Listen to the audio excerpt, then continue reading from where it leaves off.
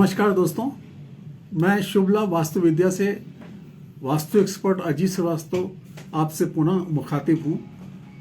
दोस्तों, last videos में हमने आपको वास्तु टिप्स दिए थे और उसी श्रृंखला को आगे बढ़ाते हुए आज हम फिर आपसे कोशिश करेंगे कि आपको कुछ वास्तु टिप्स दे सकूं ताकि वो आपकी लाइफ को उन्नति की तरफ कन्वर्ट कर सके और आपकी लाइफ में पॉजिटिविटी को इंक्रीज कर सके। लास्ट वीडियो में मैंने आपसे जो डिस्कशन किया था उसमें हमने आपको ये बताया था कि वास्तु कुंडली क्यों आपको बनानी चाहिए और क्या होता है वास्तु कुंडली। तो दोस्तों, जैसे मैंने आपकी लास्ट वीडियो में बताया था कि वास्तु कुंडली हमारी यूएसपी है। यूएसपी इसलिए क्योंकि हम एस्ट्रो और वास्तु दोनों का फ्यूजन करके वास्तु कुंडली का निर्माण करते हैं और शायद विश्व में मुझे लगता है कि हम लोग ही इस पोजीशन पे हैं कि हम इसको बताते हैं जिससे कि आपको ये पता चल सके कि आपको किस दिशा का प्लाट लेना चाहिए और किस दिशा का प्लाट नहीं लेना चाहिए। इसकी दोस्तों उत्पत्ति भी इसी तरीके से हुई कि लोग मेरे पास आते थे, प्लाट परचेज कर लेते थे, मकान बना लेते थे, करोड़ों रुपए खर्च कर देते थे। उसके बाद उनको लगता था कि इसमें ये वास्तु दोष है और ये जो दिशा उन्होंने ली हुई है वो उनको सूट नहीं कर रही है और इस तरीके से वास्तु कुंडली की उत्पत्ति हुई।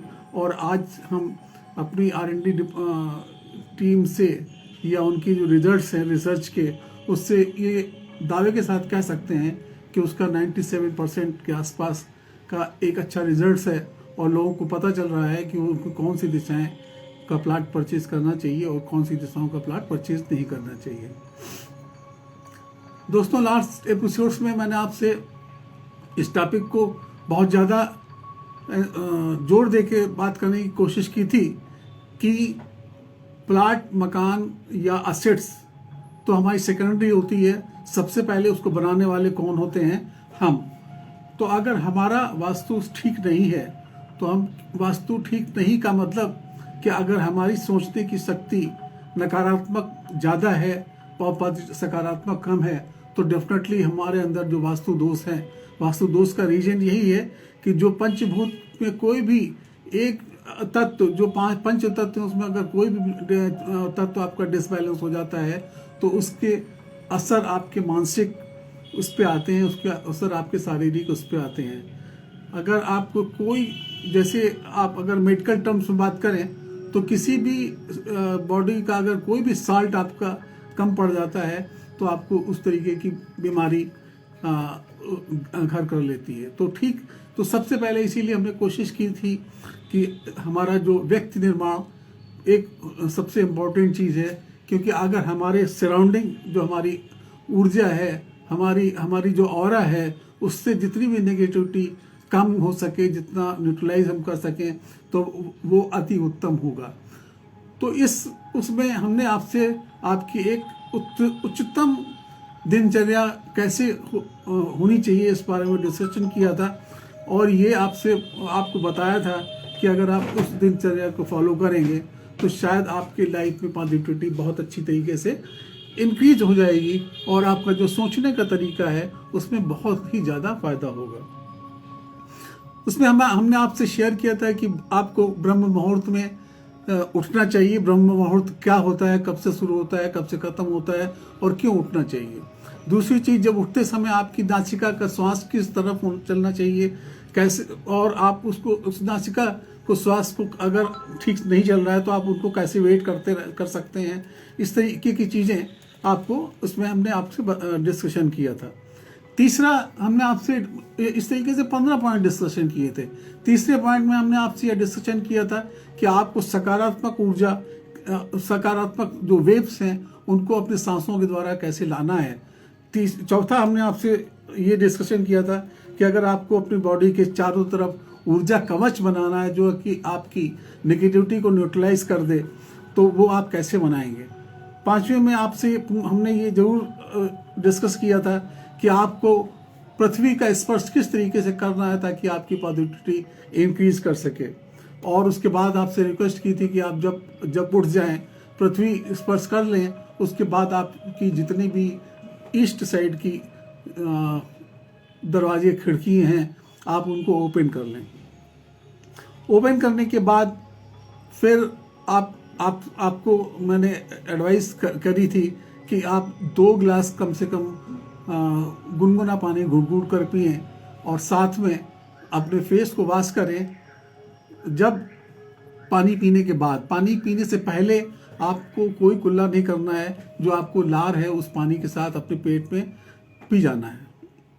और जब आपको कुल्ला करना है तो उसका तरीका आपने बताया था कि आपको मुंह में पानी भरना है और मुंह फुला के भी आपको फिर आंखें जो हैं उनको धुलना है। ठीक है, इसके बाद फिर जब आप इतना करेंगे तो आप फिर करने के बाद जब आप पानी पी रहे हैं तो कम से कम तेज चलना चालू करें सुबह, ताकि आपको प्रॉपर तरीके से सांस महसूस हो, और जैसे ही आपको सांस महसूस हो आप सांस से निवृत्त हो जाएं। उसके निवृत्त होने के बाद आपको कम से कम आधा घंटा अपने शारीरिक व्यायाम के लिए देना चाहिए, ताकि आपकी जो बाहरी एनर्जी है वो आप उसको इनहेल कर सकें। तो आधे घंटे व्यायाम के बाद आपको एक जरूर बात ध्यान रखनी है कि आप आधे घंटे तक बिल्कुल स्नान ना करें। और इसके बाद फिर जो हमारा 10वां पॉइंट था वो यही था कि आपका फिर नेक्स्ट क्या होना चाहिए। नहाने के बाद जब आपने अपने अंतर जितना शारीरिक चीज़ें हैं उनके विषाक्त कीटाणुओं को बाहर कर लिया है, तब आपको आपकी मानसिक को कैसे और प्रबल करना है, अपनी मानसिकता में और प्रबलता कैसे लानी है, इसके लिए आपको ध्यान लगाना चाहिए। जिस ईश्वर की भी आप पूजा करते हैं उसकी पूजा करें। अगर कुछ नहीं करते हैं तो कंसंट्रेशन करने के लिए आप एक दिया जलाएं और उसको एकटक देखें, और ऐसा प्रक्रिया आप कम से कम आधे घंटे तक ले जाएं, जिससे कि आपकी एकाग्रता बढ़े और आपके डिसीजन जो दिन भर के हों वो आपको सही जगह पे ले जा सकें और सही टाइम पे आप सही डिसीजन ले सकें। फिर आप पूजा करने के बाद आपका डेफिनेटली जो ब्रह्म स्थान है, यानी आपके पेट के लिए उसकी क्षुधा शांति के लिए आपको एक हल्का फुल्का नाश्ता करना चाहिए। नाश्ता करने के बाद आपको हमने ये डिस्कशन किया था कि आपके खाने का टाइम, दोपहर में खाने का टाइम क्या उचित टाइम है आपके, और शाम को जब आप जब थोड़ा सा फ्री हो तो अपने हॉबी को ज़रूर प्रमोट करें, ताकि आप एक चेंज हो जाता है, और चेंज होने के बाद आपकी दिन भर की थकान वो ख़त्म हो जाती है और आप एक नए रिक्रिएशन के साथ फिर अपनी लाइफ को एंजॉय करते हैं। तो आपकी ताजगी और प्रफुल्लता के लिए ज़रूरी है कि आप शाम को अपनी हॉबी से रिलेटेड कुछ ना कुछ चीज़ें ज़रूर करें। उसके बाद फिर शाम को आपका खाना सूर्यास्त के आधे घंटे के अंदर हो जाना चाहिए, या मान के चलिए सोने से पहले 3 घंटे पहले आपका खाना ख़त्म हो जाना चाहिए, ताकि आप सोने में और खाना डिनर में आपका 3 घंटे का गैप होना चाहिए। उसके बाद फिर सोते समय बस आपको इतना ध्यान रखना है कि अपने तलवों को थोड़ा सा मालिश करके उसके बाद ईश्वर का नाम लेके आप आराम से सो जाएं। आप देखेंगे कि आपकी इस दिनचर्या के पालन करने से अगर आपने इसको अपनी आदत पे कर लिया तो आपकी ऑरा से नेगेटिविटी 100% ख़त्म हो जाएगी, आपकी सोचने की शक्ति इंक्रीज हो जाएगी, आप जो भी डिसीजन लेंगे वो क्विक डिसीजन लेंगे और अच्छे डिसीजन लेंगे। और हमारा ये मानना है कि आपका सोचने समझने का अगर तरीका बिल्कुल सही हो गया तो दुनिया में कोई भी ऐसी चीज़ नहीं है जो हम नहीं पा सकते हैं। तो दोस्तों, अभी तक हम बात कर रहे थे कि हम एक व्यक्ति का निर्माण कैसे कर सकते हैं, हम अपनी व्यक्तिगत पॉजिटिविटी को कैसे इंक्रीज कर सकते थे। अब हमको भौतिक लाइफ में भी करना है। अब मान लिया हमने अपने व्यक्तित्व को सुधार लिया, अपनी आदत ऐसी कर ली कि हम इस दिनचर्या के साथ साथ अपने शरीर के इंटरनल एक्सटर्नल को स्ट्रांग कर रहे हैं, और जितनी भी ऊर्जा सूर्य देवता के थ्रू या अन्य स्रोतों से प्राप्त हो रही है उसको अर्जित कर रहे हैं। ठीक है, तो अगर हमने इसके बैलेंस कर दिया, नेक्स्ट अब हम जब असेट्स की तरफ बढ़ते हैं तो सबसे पहले ये सोचते हैं कि हमें प्लाट परचेज करना है। ठीक है, वास्तु के हिसाब से कौन सा प्लाट परचेज करना है। तो दोस्तों होता क्या है कि मोस्टली लोगों को ये पता ही नहीं होता कि कौन सा प्लाट उनको परचेज करना चाहिए, कौन सा परचेज नहीं करना चाहिए। लोगों को इतना ज्ञान आजकल जो अधकचरा चीज़ें हैं वो इतनी दिमाग में रहती हैं कि या तो ईस्ट का फेसिंग मकान हो, ये नॉर्थ फेसिंग मकान हो और साउथ फेसिंग, तभी हमको लेना चाहिए, प्लाट लेना चाहिए।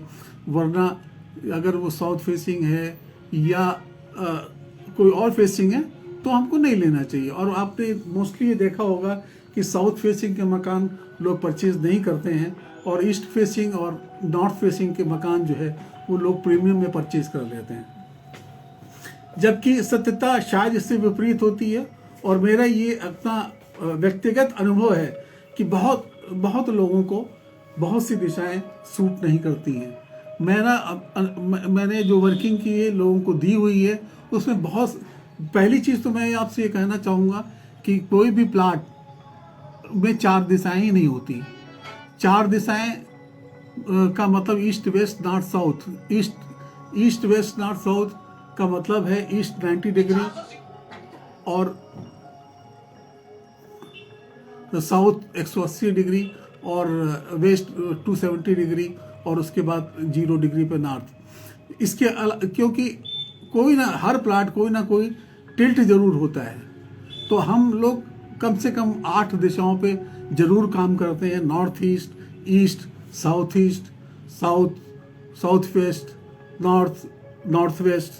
तो इस तरीके से जो 8 दिशाएं हैं इन पे जरूर काम करते हैं, क्योंकि अगर आपका कोई भी चीज़ जरा सा भी टिल्ट हो जाता है तो उसका प्रेडिक्शन उसी हिसाब से चेंज हो जाता है। मान लिया, आपको मैं मान लेता हूं कि आपने बगैर सोचे समझे ये सोच लिया कि आपको ईस्ट फेसिंग का मकान प्लाट अब मिल रहा है और ये अच्छा होता है, आपको ले लेना चाहिए। तो आप उसके बाद आप ये सोचेंगे कि ये ईस्ट फेसिंग आपने अनुमान से ईस्ट फेसिंग को मकान ले लिया और जरा सा भी आपको वास्तु का ज्ञान होगा तो आप ये सोचेंगे कि हमारा जो मुख्य द्वार है वो 32 द्वारों में से चौथे द्वार पे होना चाहिए, जो कि इंद्र देवता का द्वार होता है। लेकिन अगर प्लाट जरा सा भी टिल्ट हो गया, यानी नॉर्थ जो है आपका बिल्कुल नॉर्थ पे ना हो के 10 डिग्री 20 डिग्री भी अगर टिल्ट हो गया, तो आपका प्रवेश द्वार डेफिनेटली 5वें स्थान पे पहुंच जाएगा या 3रे स्थान पे पहुंच जाएगा। तो 5वें स्थान पे अगर पहुंच गया, इसका मतलब वो सूर्य देवता का द्वार हो गया, और सूर्य देवता का द्वार उतना अच्छा नहीं होता जितना कि चौथा द्वार इंद्र देवता का होता है। तो ये जाने अनजाने हमसे ये गलतियां हो जाती हैं अगर हम प्रॉपर वास्तु का इस्तेमाल ना करें और हम प्लाट परचेज कर लें। तो दोस्तों सबसे पहले इसमें सबसे इम्पोर्टेंट यही बात है कि आपको ये ज्ञान होना चाहिए कि आपकी कौन सी दिशा सबसे ज़्यादा आपको फेवरेबल है और कौन सी दिशा आपको फेवरेबल नहीं है। अब मान लिया आपको हमने ये बता दिया कि आपकी 4 दिशाएं आपको फेवरेबल हैं या 5 दिशाएं आपको फेवरेबल हैं या 2 दिशा आपको फेवरेबल है और ये दिशा आपको फेवरेबल नहीं है। तो आप जब प्लाट परचेज करने जाएंगे तो आपको सबसे पहले जिस चीज़ की ज़रूरत होगी वो ये आपको पता चलेगी कि हमारा प्लाट कौन सा फेसिंग है। उसका एक ही इंस्ट्रूमेंट है, वो है आपका कंपास। तो दोस्तों आज हम इसी टॉपिक पे आपसे इतनी डिस्कस कर रहे थे कि कंपास तक आप तक पहुँचें कि आपको अब किसी भी अपने प्लाट का, मकान का, इन सब को जानने के लिए आपको कंपास को जानना अति ज़रूरी होता है। तो कंपास में सामान्यतः आप लोगों ने कंपास ज़रूर देखा होगा। आजकल तो कंपास मोबाइल से भी दिए हुए हैं, लेकिन जो मैनुअल कंपास जो पुराने ज़माने में से जिसको हम लोग आज भी ऑथेंटिक समझते हैं वो ये कंपास होता है।